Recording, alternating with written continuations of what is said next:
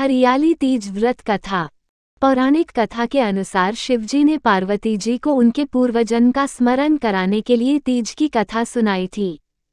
शिवजी कहते हैं, हे पार्वती, तुमने मुझे वर के रूप में पाने के लिए हिमालय पर वर्षों तक कठोर तप किया था। तुमने अन्न जल त्याग कर पत्ते खाए और सर्दी गर्मी बरसात की परवाह किए बिना निरंतर तप किया। तुम्हारे कष्टों को देखकर तुम्हारे पिताजी बहुत दुखी थे। एक दिन नारद जी तुम्हारे घर पधारे और कहा कि हे गिरिराज, मैं भगवान विष्णु के भेजने पर यहाँ आया हूँ।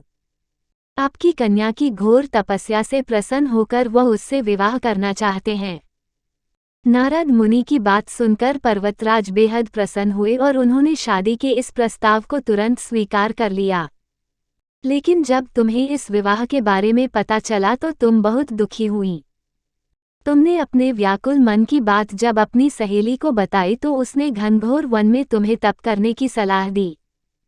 तुम मुझे पति के रूप में प्राप्त करने के लिए घनघोर वन में एक गुफा के अंदर रेत का शिवलिंग बनाकर तप करने लगी। तुम्हारे पिता पर्वतराज सोचने लगे कि यदि विष्णु जी बारात लेकर आ गए तो क्या होगा। उन्होंने तुम्हारी खोज में धरती और पाताल एक कर दिया, लेकिन तुम्हें ढूंढ नहीं पाए। तुम गुफा में रेत से शिवलिंग बनाकर मेरी आराधना में लीन थी, जिससे प्रसन्न होकर मैंने तुम्हें दर्शन दिए और तुम्हारी मनोकामना पूरी करने का वचन दिया। जब हिमालयराज तुम्हें ढूंढते हुए गुफा में पहुंचे तब तुमने अपने पिता को सारी बात बताई और कहा कि मैं आपके साथ एक ही शर्त पर चलूंगी कि आप मेरा विवाह शिव के साथ करवाएंगे। तुम्हारी हट के आगे तुम्हारे पिता की एक न चली और उन्होंने तुम्हारी इच्छा स्वीकार कर ली और तुम्हें घर वापस ले गए।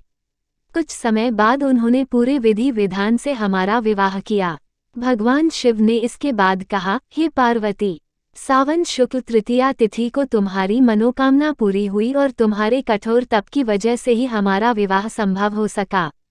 इसलिए श्रावणी तीज को पूर्ण निष्ठा से व्रत करने वाली प्रत्येक स्त्री को मैं मनवांछित फल देता हूँ और उसे तुम्हारी तरह अचल सुहाग प्राप्त होगा।